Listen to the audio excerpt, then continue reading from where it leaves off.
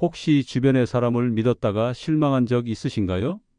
겉으로는 예의 바르고 말도 잘했는데 막상 가까이 지내보니 전혀 다른 사람이었던 경험. 아니면 처음엔 별 기대 안 했던 사람이 뜻밖의 진국이었던 적 한 번쯤 있으시죠? 저는 올해 65살입니다. 지금은 은퇴하고 조용히 시골에 내려와 살고 있지만 한때는 서울에서 장사를 하며 수많은 사람을 만나며 살았습니다. 그중엔 좋은 인연도 있었지만 참 별의별 사람도 다 겪었지요. 그런 경험 끝에 저는 나름의 판단 기준 하나를 갖게 되었습니다. 누가 진짜 괜찮은 사람인지, 누굴 조심해야 하는지, 그걸 알려주는 가장 확실한 순간이 있었어요. 바로 그 사람과 밥 한 끼를 함께 할 때입니다.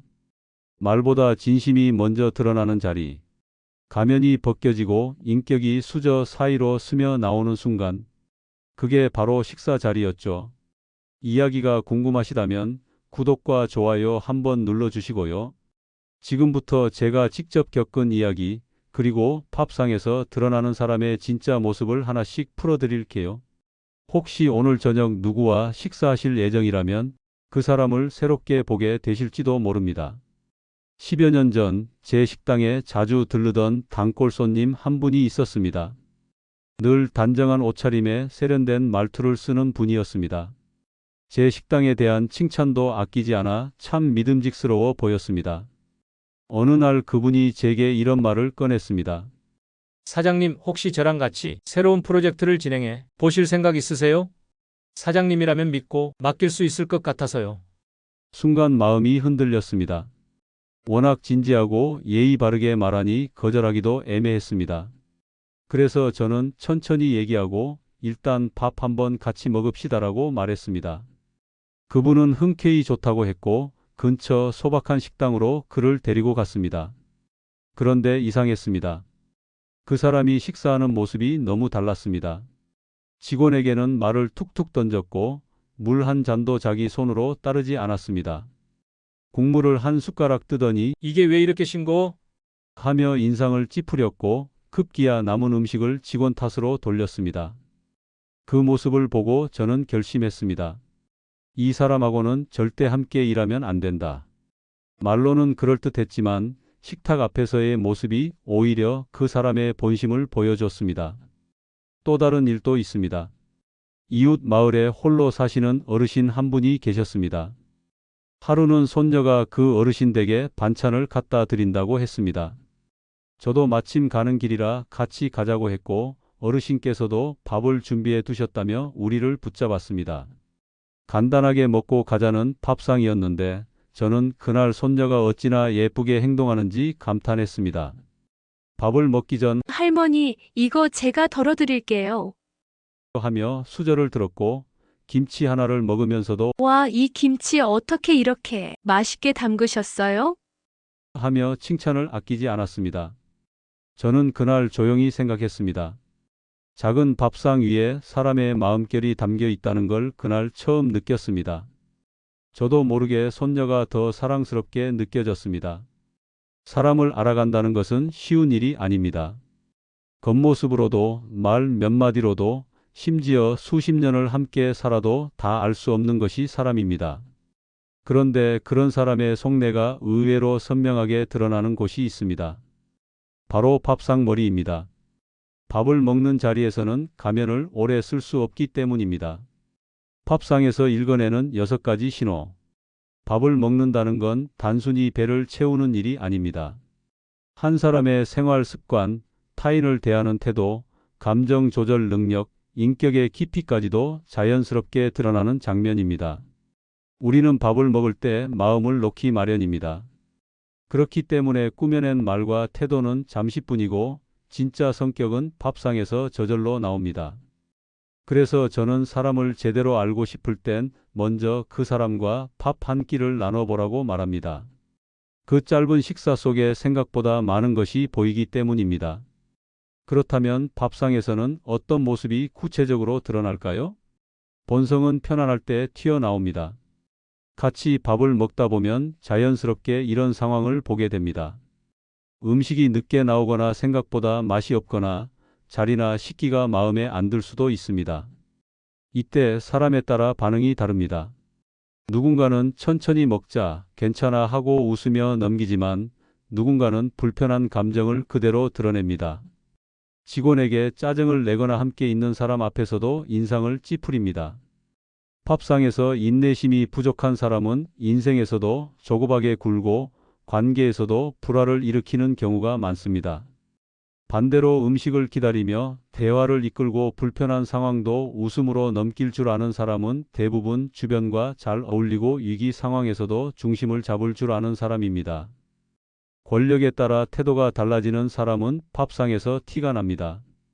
밥을 먹는 자리는 보통 식당, 특히 외식 자리일 때가 많습니다. 그 자리에서 직원에게 하는 태도를 유심히 보면 됩니다. 정말 많은 사람들이 겉으로는 예의 바르고 친절하지만 자기보다 약하다고 생각되는 사람 앞에서는 고압적인 태도를 보입니다. 반말을 하거나 무시하는 말투를 쓰고 사소한 실수에도 날카롭게 반응합니다. 반면 종업원에게도 공손하게 말하고 눈을 마주치며 감사합니다. 괜찮습니다. 라고 말하는 사람은 진심으로 타인을 존중할 줄 아는 사람입니다. 진짜 인성은 힘없는 사람을 어떻게 대하느냐에 달려 있습니다. 밥상에서 그 차이는 놀랄 만큼 분명히 드러납니다. 작은 행동 속에 큰 인격이 숨어 있습니다. 같은 식탁에 앉아 있으면 수많은 작은 행동들이 자연스럽게 나옵니다. 같은 반찬 하나를 두고도 누구는 먼저 젓가락을 내밀고 누구는 함께 먹을 사람을 챙깁니다. 누군가는 수저를 챙기며 상대 앞에 놓아주고 국을 덜어주며 뜨거우니까 천천히 드세요. 한마디를 덧붙입니다. 예를 들어 반찬이 자기 쪽에 있으면 상대방에게 이거 좀 드셔보세요. 하며 건네는 사람 혹은 먼저 물을 따라주는 사람, 이런 사람은 자연스럽게 남을 배려하는 습관이 몸에 밴 사람입니다. 하지만 아무 말 없이 자기만 먹고 누군가가 뭐 하나를 꺼내도 도와주지 않고 휴지 하나 짚는데도 타인을 전혀 신경 쓰지 않는다면 그 사람은 자기중심적인 성향이 짙다고 볼 수 있습니다. 밥상은 작지만 그 안에 사람의 평소 생활 방식, 품성, 관계 맺는 태도까지 그대로 녹아 있습니다. 입으로는 누구나 나는 남을 생각한다고 말할 수 있지만 진짜 배려심은 밥상처럼 자연스러운 자리에서 본능처럼 드러나는 법입니다. 작은 행동 하나에도 남을 먼저 생각하는 사람은 식사 자리에서도 조용한 배려가 묻어나죠. 음식에 대한 태도는 감사의 유무를 보여줍니다. 한 끼 식사에도 잘 먹겠습니다. 정말 맛있어요. 고맙습니다.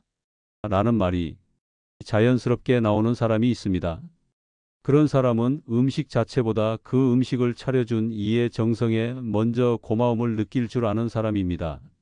하지만 어떤 사람은 음식이 조금 부족하면 불평을 하고 먹으면서도 휴대폰을 보거나 무심하게 씹기만 합니다. 감사의 말 한마디 없이 자리를 뜨는 경우도 많습니다.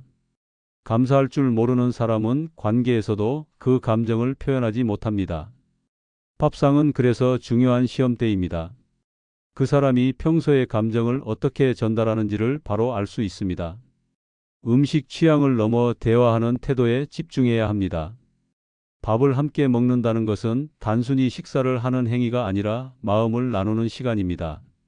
같은 자리에 앉아 밥을 먹더라도 누군가는 눈을 마주치며 대화가 이어지고 상대방의 말에 귀를 기울이며 눈을 맞추고 이야기합니다.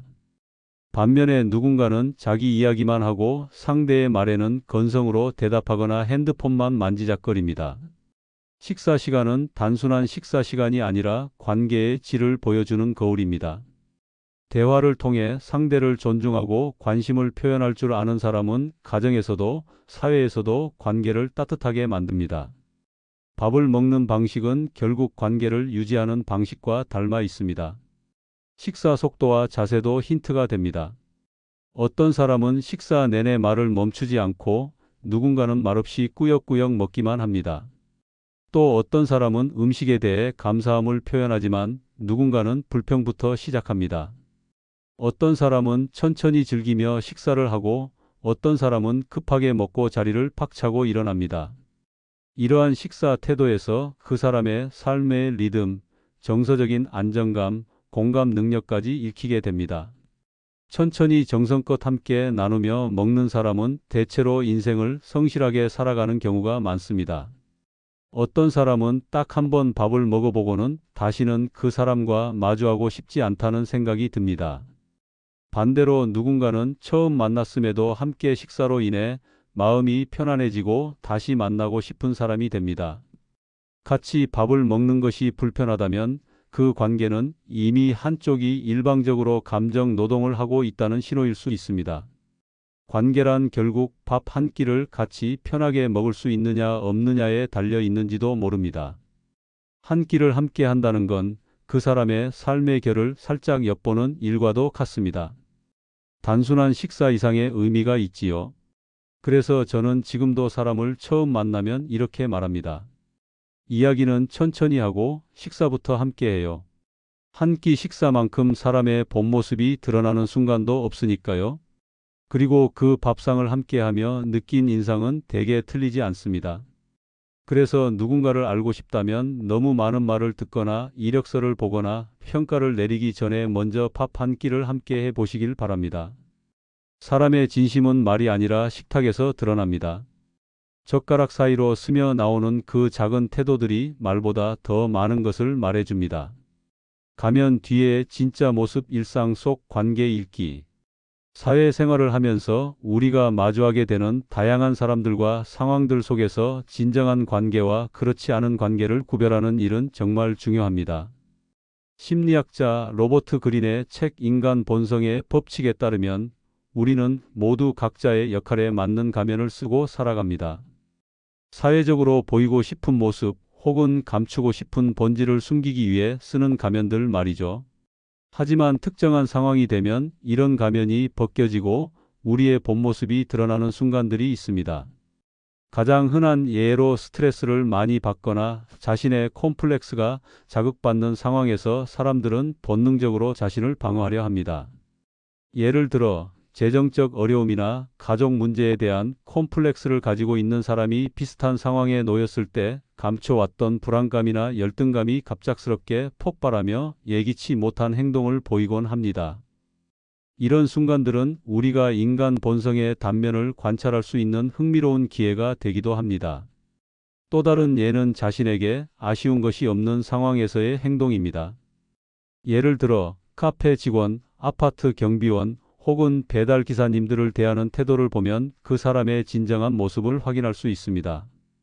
이런 상황에서 예의와 존중을 보이지 않는 사람이라면 그들의 인간성을 다시 한번 생각해 볼 필요가 있습니다. 이러한 작은 행동들 속에서 우리는 진실된 인간관계를 파악하는 단서를 얻을 수 있습니다. 최근에 있었던 일화 하나를 소개할게요. 한 지인과 오랜만에 만나 저녁을 먹기로 했습니다. 메뉴판을 보며 대화를 나누던 중 그 지인이 첫마디로 한 말은 오늘 내가 비싼 거 먹을게였습니다. 단순한 농담일 수도 있겠지만 이런 말에서 그 사람의 기본적인 태도와 가치관을 엿볼 수 있습니다. 매번 먼저 베풀고 손해를 감수하려는 모습은 관계를 풍요롭게 만들 수밖에 없습니다. 상대방이 느끼는 감정은 결국 그 관계를 지속하는 데 있어 중요한 기준이 되죠. 애덤 그랜트의 기브 앤 테이크에서는 인간을 세 가지 유형으로 나눕니다. 먼저 주기만 하는 기버가 있고 받기만 하려는 테이커, 그리고 상황에 따라 주고받는 matcher가 있죠. 테이커의 행동이 계속되면 주변 사람들은 자연스럽게 경계심을 가지게 되고 이는 결국 인간 관계를 좁히고 고립시킬 가능성이 높아집니다. 이러한 관계는 결국 사회적 신뢰의 붕괴로 이어질 수 있습니다. 신뢰할 수 없는 사람을 구별하는 법. 그렇다면 우리가 신뢰할 수 없는 사람을 어떻게 구별할 수 있을까요? 업무나 부탁을 맡긴 뒤에도 끊임없이 간섭하고 의심하는 사람은 장기적으로 함께하기 힘든 유형입니다. 이런 행동은 그 사람이 스스로 신뢰를 받아본 적이 없거나 타인을 믿는 방법을 알지 못한다는 것을 보여줍니다. 이는 단순히 업무적인 관계에서뿐만 아니라 일상적인 인간 관계에서도 마찬가지입니다. 맡긴다면 믿어야 한다는 기본 원칙이 결여된 사람과는 지속적인 관계를 유지하기 어렵습니다. 또한 작은 약속을 반복적으로 어기는 사람도 주의해야 합니다. 내일 전화 드릴게요. 혹은 이번 주말까지 마무리하겠습니다. 같은 작은 약속을 자주 어기는 사람은 나를 그다지 중요하게 생각하지 않는다는 신호일 수 있습니다. 작은 약속조차 성실히 지키지 않는 사람과의 관계는 상처로 이어질 가능성이 높습니다. 이런 패턴이 반복된다면 우리는 상대방이 그 관계를 대하는 태도를 냉철히 평가해야 합니다. 상대방의 시간을 존중하지 않고 자신의 필요에 따라 무리한 요구를 하는 사람도 조심해야 합니다. 이러한 태도는 예측 가능성을 무너뜨리고 상대방을 무능력하게 느끼게 만듭니다. 예측 가능성은 신뢰를 유지하는 데 중요한 요소로 작용합니다. 시간과 관련된 약속을 지속적으로 무시하거나 자신의 필요만을 강조하는 태도는 관계를 피곤하게 만들 뿐만 아니라 결국 파탄에 이르게 합니다. 진정한 내 편을 알아보는 법. 반대로 우리의 진정한 편이 되어줄 사람은 어떤 특징을 가지고 있을까요? 껍데기가 아닌 나의 본질을 이해하고 실패와 성공의 순간에도 진심으로 공감해주는 사람입니다. 예를 들어 힘든 시기에 너라면 충분히 극복할 수 있을 거야 라고 격려하는 사람은 진정으로 나를 아끼는 사람일 가능성이 높습니다. 이런 관계는 단순한 위로를 넘어 삶에서 지지와 영감을 제공하는 중요한 기반이 됩니다. 슬픔을 공감해 주는 사람은 많지만 진심으로 기뻐해 주는 사람은 드뭅니다. 질투나 경쟁심 없이 순수하게 내 성공을 축하해 주는 사람이야말로 진정한 내 편입니다. 건강한 관계를 위한 우리의 태도. 인간 관계에서 성공적인 삶을 위해 우리는 어떤 태도를 가져야 할까요? 중요한 것은 베푸는 것과 동시에 내실을 다지는 전략적 사고입니다. 항상 상대방의 입장에서 생각하고 줄 수 있는 것을 베풀되 자신의 한계를 넘지 않도록 조절하는 것이 중요합니다. 예를 들어 누군가를 도울 때 그 행동이 내 일상에 지나치게 부담이 되지 않는 선에서 이루어져야 합니다.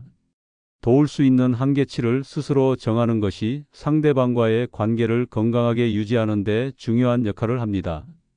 더불어 상대방이 진정으로 도움을 필요로 하는지를 파악하는 능력도 필요합니다. 애덤 그랜트는 성공한 기버의 특징으로 스마트함과 전략적인 사고를 꼽습니다. 단순히 퍼주는 기버는 주변 사람들에게 금방 지치거나 이용당하기 쉽습니다.